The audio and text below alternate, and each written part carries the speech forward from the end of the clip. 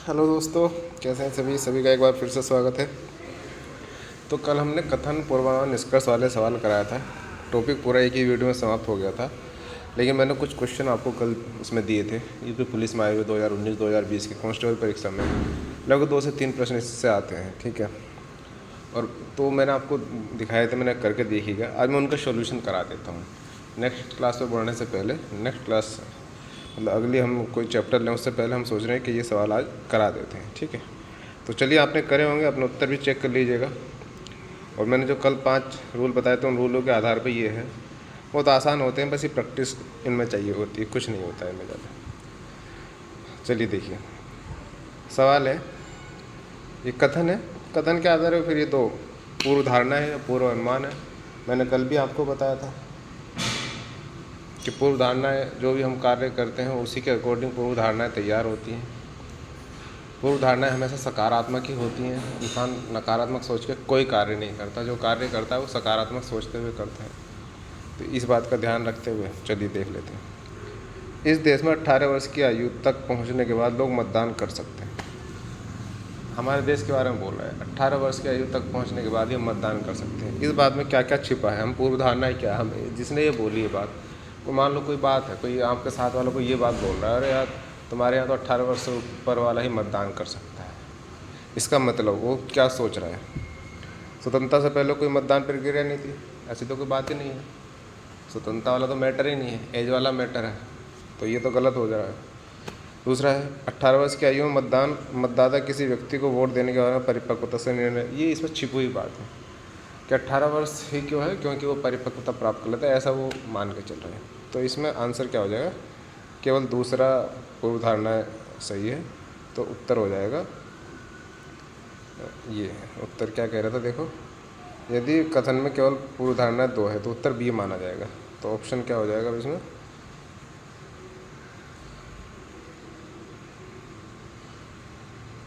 देखो, ऑप्शन हो जाएगा ये, क्योंकि केवल ये वाली सही है। और ये किस ऑप्शन में है ऊपर? बी ऑप्शन में, ये वाले बी ऑप्शन में, देखो इस बी ऑप्शन, ठीक है। चलिए अगला ये सवाल था एक, नेक्स्ट सवाल, क्या ग्रेजुएशन करने वाले छात्रों को अच्छी वित्तीय स्थिति, कथन है, क्या ग्रेजुएशन करने वाले छात्रों को अच्छी वित्तीय शिक्षा दी जानी चाहिए? वित्तीय शिक्षा की बात कर रहा है, ताकि वे अपने भविष्य में अधिक कुशलता से धन का प्रबंधन कर सकें। चलिए देखते हैं, तर्क देखते हैं वगैरह। हाँ, सभी छात्रों में मूलभूत वित्तीय प्रबंधन कौशल की कमी है। हाँ कह रहा है, लेकिन सभी छात्रों में मूलभूत वित्तीय प्रबंधन कौशल की कमी है, ऐसा कहाँ है कि कमी है? वो तो कह रहा है कि उनको अच्छी वित्तीय शिक्षा दी जानी चाहिए, लेकिन कौशल प्रबंधन की कमी नहीं, ऐसा कहीं वर्ड यूज़ नहीं किया गया है। दूसरा, इसका मतलब पहला तर्क सही नहीं है, गलत है। दूसरा, नहीं, जबकि चिकित्सा कानून और सफलता के वित्तीय प्रबंधन, जबकि चिकित्सा कानून और कला के छात्र भी वित्तीय प्रबंधन कौशल में अच्छे हैं। ये तो कहीं बात ही नहीं हो रही यार। वो तो कहीं नहीं रहा चिकित्सा कानून कला, कोई जिक्र है क्या कहीं पे? नहीं है, ऑटोमेटिक कट रहा है। तो दोनों ही ये नहीं होंगे, अतः आंसर हो जाएगा 4। ना तो तर्क 1 ना तो तर्क 2 मजबूत है, अतः ये वाला यहाँ पर आंसर बन जाएगा बी, ठीक। चलिए नेक्स्ट सवाल फटाफट। नेक्स्ट है कथन, कंपनी ABC ने निम्नलिखित नारे के साथ अपने उत्पाद का विपणन किया है। विपणन मतलब बेचना, बेचने के लिए प्रचार करना। विपणन मतलब प्रचार किया है। क्या प्रचार किया है? आगे बढ़े, यदि कीमत और गुणवत्ता आपकी प्राथमिकता है तो इसे खरीदें। इसका मतलब क्या है? अब निष्कर्ष निकाल रहे हैं हम इसके आधार पर। उसने ये नारा दिया, इसका मतलब क्या? उत्पाद की कीमत जरूर अधिक होगी? नहीं, इनके उत्पाद, ये अब इनके उत्पाद के, उसका मतलब वो कह रहे हैं कि तुम कीमत की चिंता मत करो, हमारा उत्पाद भले ही महंगा लेकिन गुणवत्ता, ऐसा नहीं है। उत्पाद वाली कीमत वाली तो कोई बात ही नहीं है। आगे बढ़े, यदि कीमत और गुणवत्ता आपकी, कीमत और गुणवत्ता का मतलब क्या होता है? जब कि हाँ कीमत भी है तो आप कम कीमत, मतलब इस प्रोडक्ट की कीमत तो कम ही है ना, इसका मतलब, और गुणवत्ता भी अच्छी है, वो ये बोलना चाह रहा है। इस बात में ये तो छिपी हुई है कि कीमत भी अच्छी है, मतलब कम है, और गुणवत्ता भी अच्छी है। तो ये कह रहा है उत्पाद की कीमत जरूर अधिक होगी। कैसे अधिक होगी? इस वाक्य से तो ये लग रहा है कि कीमत भी कंट्रोल में ही है और गुणवत्ता तो अच्छी है ये। फिर वो कह रहा है दूसरा, उत्पाद की गुणवत्ता जरूर अच्छी होगी। हाँ, अगर ये नारा लगा रहा है तो गुणवत्ता तो अच्छी है ही है।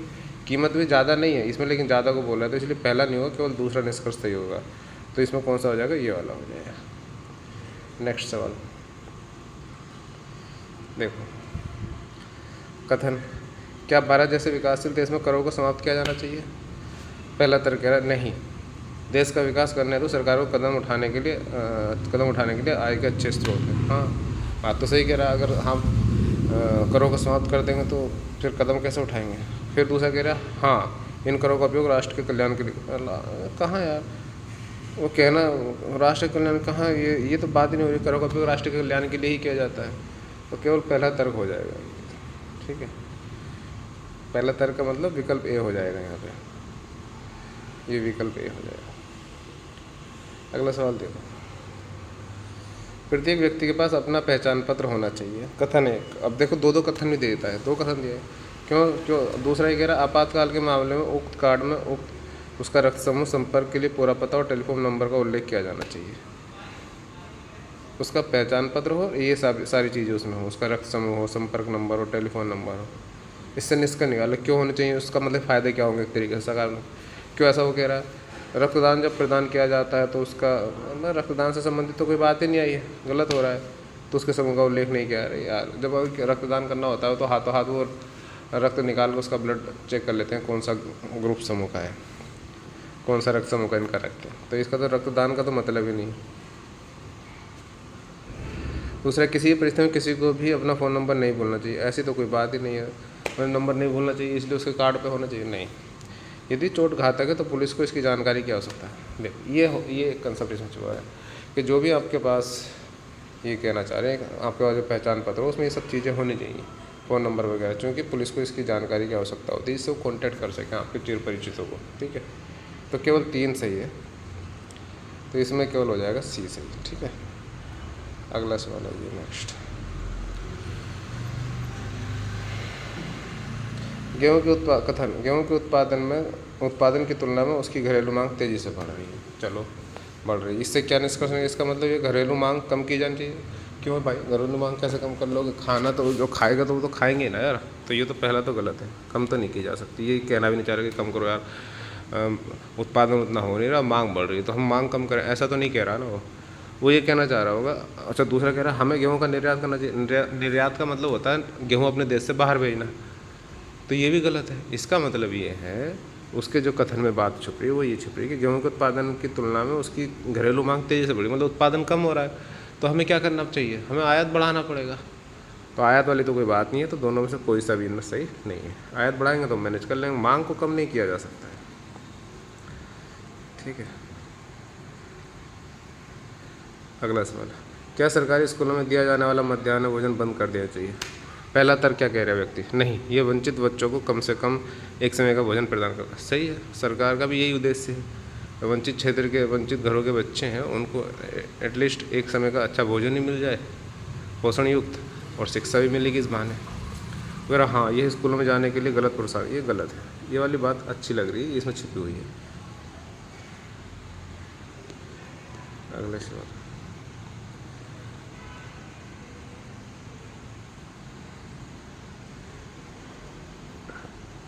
कक्षा में सभी छात्र तीव्र बुद्धि के हैं। पहली बात, एक्स तीव्र बुद्धि का नहीं है। 2 बात दी है, 2 कथन। अब इससे निष्कर्ष, कुछ तीव्र बुद्धि के नहीं है। जब उसने बोल दिया सभी, तो कुछ तो बोल ही नहीं सकते हम। कक्षा में उसने बोल दिया है, देखो उसने बोले कक्षा में सभी छात्र तीव्र बुद्धि के हैं, एक्स, तो कुछ तो हो ही नहीं सकते उस तीव्र बुद्धि से, क्योंकि सारे ही हैं। कुछ वाला गलत हो गया। एक्स को कड़ी मेहनत करनी चाहिए, ऐसा भी कहीं नहीं कह रहा। तीव्र बुद्धि का नहीं तो वो ये नहीं कह रहा कि कड़ी मेहनत करो, ये भी कोई मतलब नहीं है। एक्स उस कक्षा का छात्र नहीं, ये बात सही लग रही है। वो कह रहा है ना सभी छात्र, तो वो तो कक्षा पूरी होगी। इसका मतलब जो एक्स वो कह रहा है एक्स तीव्र बुद्धि का नहीं, मतलब वो दूसरी कक्षा का छात्र है। ठीक है, तो ये बात सही है, एक्स उस कक्षा का छात्र नहीं है। क्योंकि कथन ये कह रहा है तो ये भी तो कथन को हमेशा सही मानना है जो कथन बोल रहा है।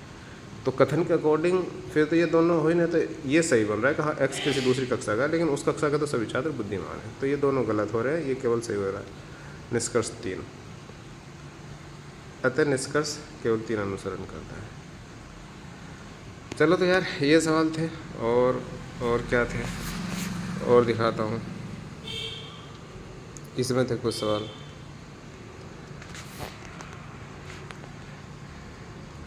ये मैं आपको कल यहाँ तक करा दिए थे। कहाँ तक कराए थे? ये यहाँ तक करा देते कि कोई सही नहीं है। अब ये वाला सवाल कल मैंने बोला था, ये आप करके लाइएगा, करिएगा, करके देख लीजिएगा, ये समझ में आ गए होंगे। देखो मैं ये करा भी दे रहा हूँ।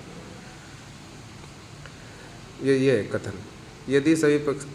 यद्यपि सभी परीक्षार्थियों को निर्देश दिया जा चुका है कि वे अपने साथ पेंसिल लेकर आए, फिर भी प्रत्येक परीक्षा निरीक्षक के पास कुछ पेंसिल होनी चाहिए। परीक्षा निरीक्षकों को निर्देश। चलो भाई, इसमें क्या छिपा हुआ होगा ये देखते हैं। निष्कर्ष, पूर्वानुमान लगा रहे हैं। ऐसा क्या पूर्वानुमान लगा के परीक्षा नियंत्रक ने कक्ष निरीक्षकों को निर्देश दिया कि वो तो कह रहा है कि लगभग लाते हैं, फिर भी ना तुम अपने पास हो, क्यों रखो? उसको क्या लगा होगा? सभी परीक्षार्थी पेंसिल लेकर आएंगे, बताइए। ऐसा अगर होता कि सभी परीक्षार्थी पेंसिल लेकर आएंगे तो क्या वो ये बोलता कि हाँ फिर भी तुम रखो? नहीं है, उसे डाउट है, फिर भी कोई ना कोई बच्चा छूट जाता है, भूल जाता है, तो इसलिए ये तो गलत हो गया। पेंसिलों की कमी है, कहाँ कमी है? कमी होती तो वो कहता है कि वो पेंसिल रखो अपने पास।